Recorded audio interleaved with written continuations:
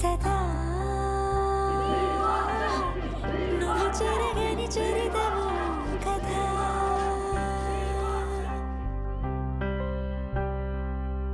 ఒక్కొక్క గాయంలో నీ వెంటే కాలంలో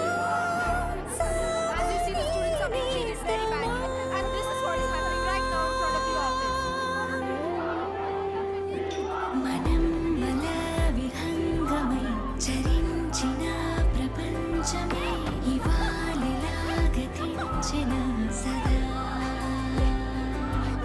మనం ఒకే ప్రయాణమై చలించిన గతం ఎలా మనల్నిలా వెలేసెను కదా. ఎలా మనసిక నేను మరచుడ కలా.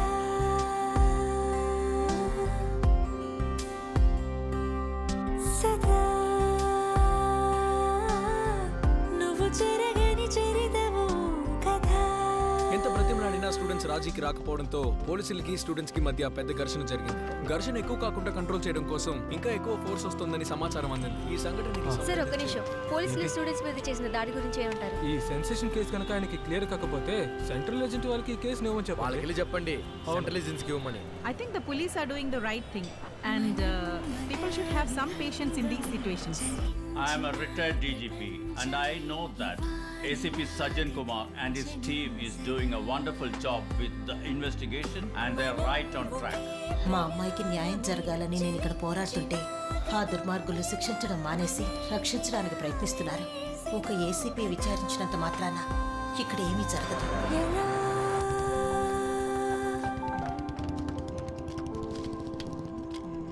డీజీపీ నాకు కాల్ చేశారు.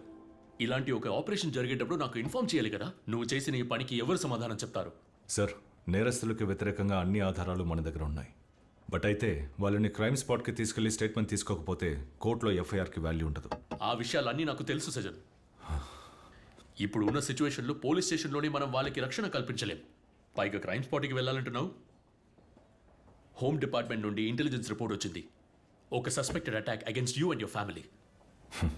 ఫ్యామిలీ? ఏ ఫ్యామిలీ? నాకంటూ ఉన్నది నా కొడుకు మాత్రమే. తెలుసు.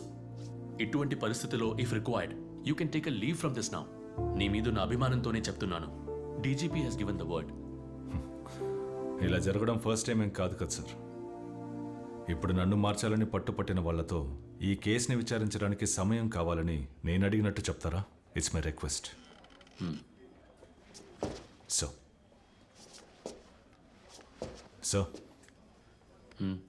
మనం ఈ ఖాకీ ధరించేది గౌరవాన్ని కాపాడుకోవడానికి కాదు, చట్టాన్ని కాపాడడానికి. నా ఒంటి మీద ఈ యూనిఫామ్ ఉన్నంత వరకు నేను చట్టాన్ని కాపాడుతాను.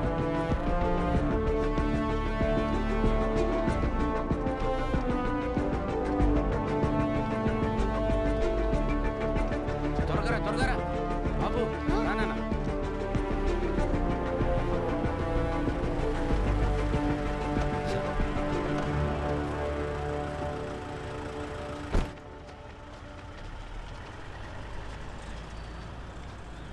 మూర్తి గారు ఎక్కడున్నారు?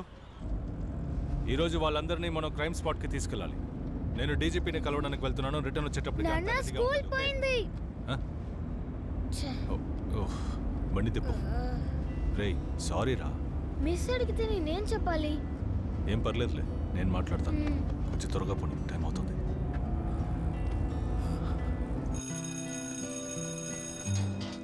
నాన్న, టీచర్తో మాట్లాడవా?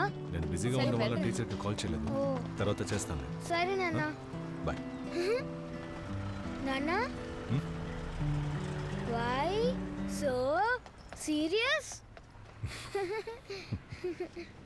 రేయ్, వర్క్ టెన్షన్లో పడి నీ స్కూల్ సంగతి మర్చిపోయాను. నాన్న, నువ్వు పడే టెన్షన్లన్నీ త్వరలోనే పోతాయి. You will be fine. Love you నాన్న. బాయ్.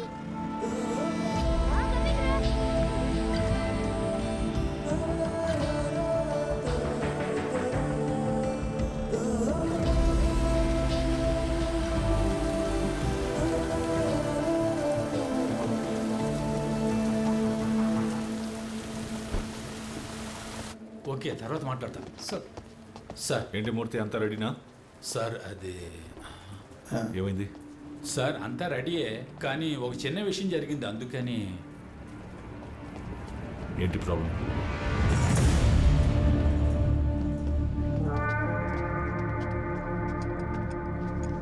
అందరూ సంతకాలు పెట్టాలా? పెట్టాలి. అవునవును, నేను స్టేషన్లోనే ఉన్నాను. నేరుగా వచ్చి మాట్లాడుతానని చెప్పు. నువ్వు ఏదో కుమార్ బాయ్, ఒక సిగరెట్ ఉంటే ఇవ్వండి. రే ఊరుకోరా, ఇది పోలీస్ స్టేషన్ రా. ఏం పోలీస్ స్టేషన్ కుమార్ బాయ్? పోలీసుల దగ్గర ఎవిడెన్స్ అన్నీ ఉన్నాయి సార్. వస్తాలే. మరి ఎలా సార్? చుప్ రే, वो लोग बात कर रहे हैं ना. ఇదే మీరు పెద్ద విషయం అనుకోకండిరా. ఏంటి మహా అయితే 3 సంవత్సరాలు, ఆ లోపలే మీరు బయటకు వస్తారు. భయపడకండి. రే నేనున్నానుగా, మీరేం భయపడకండి. నడి సార్ వెళ్దాం. साले बोल दिया था ना तुम. मुंह खोल. ఏం చేయగలం?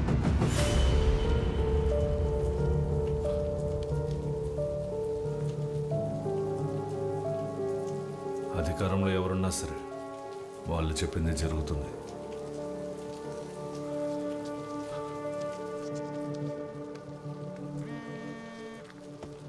Sir, there is a bad news. Sir, నేరస్తుల ప్రాణాలకి రక్షణ లేనందువల్ల they will be shifted to Aralpuram station. Sir, how is that possible? వాళ్ళని క్రైమ్ స్పాట్కి తీసుకెళ్లి వాంగ్మూలం తీసుకోవడానికి అన్ని ఏర్పాట్లు చేసేసాం సార్.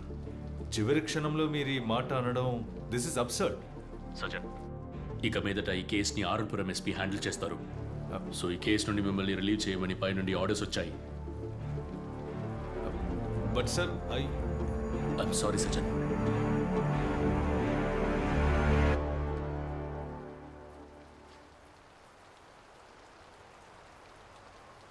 సార్, ఇప్పుడు ఈ విషయం చెప్పొచ్చో లేదో నాకు తెలియటం లేదు. నేను మీ అంత చదువుకున్నోని కాదు, కానీ 31 ఏళ్ల ఉద్యోగ అనుభవం ఉంది సార్.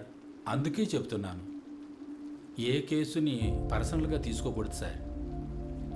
మీలాంటి ఆఫీసర్లు ఎంతోమందిని నా సర్వీసులో నేను చూశాను సార్. చట్టాన్ని కాపాడడానికేగా ఈ ఉద్యోగంలో మీరు చేరారు. కానీ పరిస్థితులు అలా ఉండనివ్వటం లేదు సార్. పై అధికారులు చెప్పినట్టు చేయడమే కదా మనలాంటి వాళ్ళ బాధ్యత. వాళ్ళు చెప్పినట్టు చేస్తే మనకే సమస్య రాదు సార్. వాళ్ళని షిఫ్ట్ చేయడానికి అంతా రెడీ చేయండి. సార్, ఏమయ్యా, వాళ్ళని ఇక్కడ నుండి షిఫ్ట్ చేయమంటున్నారయ్యా? ఎవరిని సార్? ఎవరినా? ఓయ్, ఆ నలుగురినేనయ్యా. వెంటనే బండి రెడీ చెయ్యి. बारिश में ये लोग किधर लेके जा रहे हैं? రే కంగారు పడద్దు, వీళ్ళ మనల్ని ఏమి చేయలేరులేరా. సారు, సిగరెట్టా? కాల్చండి కాల్చండి. నేను అడిగితే మాత్రం ఎవరు?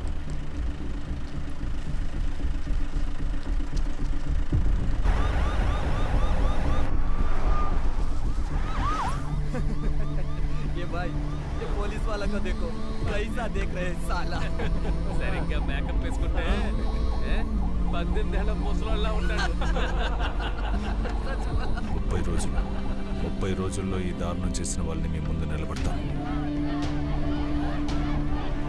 ఎటువంటి పరిస్థితులను పోలీసులు తోడుగా ఉంటారన్న నమ్మకం నా కూతురు ఈరోజు ఓడిపోయింది సార్.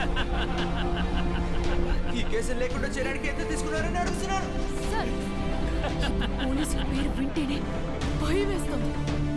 అధికారంలో ఎవరున్నా సరే వాళ్ళు చెప్పింది జరుగుతుంది. సో ఈ కేసు నుండి మిమ్మల్ని రిలీవ్ చేయమని పై నుండి ఆర్డర్స్ వచ్చాయి. ఐఎమ్ సారీ సజన్. ఒక ఏసీపీ విచారించినంత మాత్రాన ఇక్కడ ఏమీ జరగదు. పై అధికారులు చెప్పినట్టు చేయడమే కదా సార్ మనలాంటి వాళ్ళ బాధ్యత.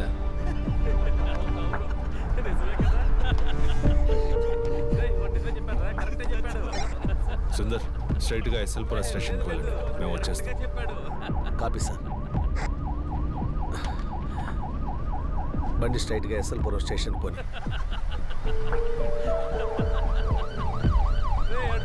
ఇంకో పోలీస్ వ్యాను. వాళ్ళు ఎక్కడికి వెళ్తున్నారా? వచ్చే లెఫ్ట్కి తిప్పు.